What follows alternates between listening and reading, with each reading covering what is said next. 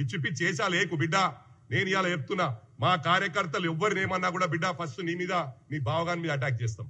అది ఎవరు కూడా కంట్రోల్ చేయలేరు. ఆ విధంగా ఉంటది మా అటాక్ అని చెప్పి కూడా నిన్ను కాషన్ చేస్తా ఉన్నా. నేను వాళ్ళ మీద చిన్న చిన్నోళ్ళ మీద చేస్తారా? నువ్వు గుర్తించుకో.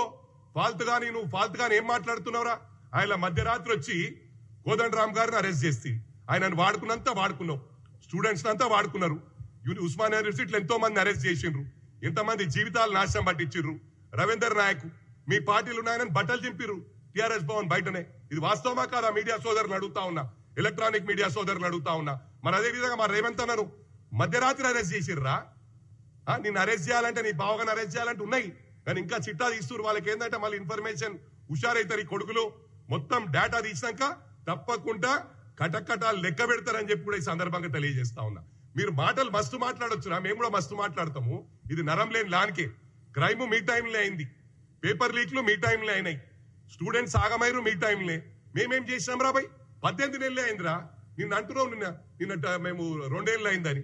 ఏం తెలివి లేకుండా అవుతున్నా? మైండ్ పని చేస్తలేదా? డ్రగ్స్ తీసుకొని నేను అది చేస్తా ఇది చేస్తా అంటున్నావు, చెప్పుకుంటావు నువ్వు టీవీలో ముందా 7 గంట ఆడికి వస్తా అని. పక్కా ఆ రోజు కూడా వస్తుంది, వెయిట్ చేయి, తొందర పడకు, ఆగం కాకు.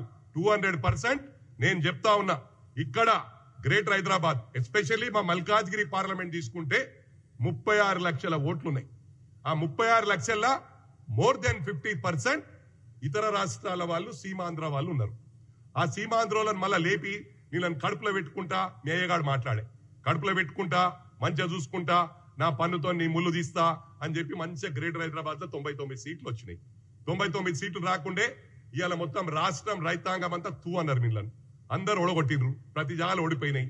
ఓడిపోతే గ్రేటర్ హైదరాబాద్ లా 24 సీట్స్ ఉంటాయి కాన్స్టిట్యున్సీస్, 24 కాన్స్టిట్యున్సీస్ లా అన్ని మీకే వచ్చినాయి కదరా.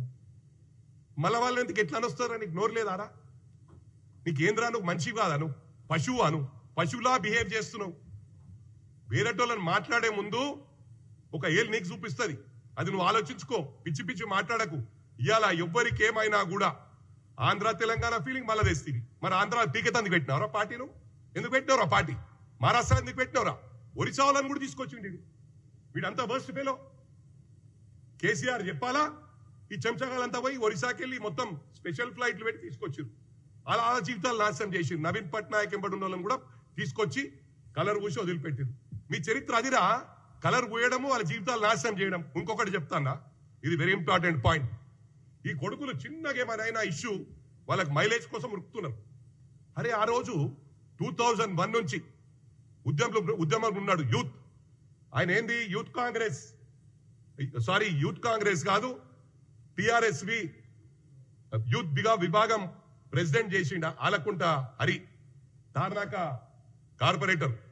24 గంటలు వీళ్ళ కాళ్ళు కడిగి మొత్తం వీళ్ళ ఎంబడి రైట్ హ్యాండ్ లానే ఉంటాడు. ఇప్పుడు కూడా ఉన్నాడు వాళ్ళ ఎంబడే, ఇప్పుడు కూడా వాళ్ళ ఎంబడే ఉన్నాడు. ఆయన ఒక్కడే కొడుకు. ఆయనకు కొడుకు చనిపోతే ఈయన కొడుకు పోయి చూడలే. వీళ్ళ చరిత్ర అది. ఇవాళ ఎందుకురా?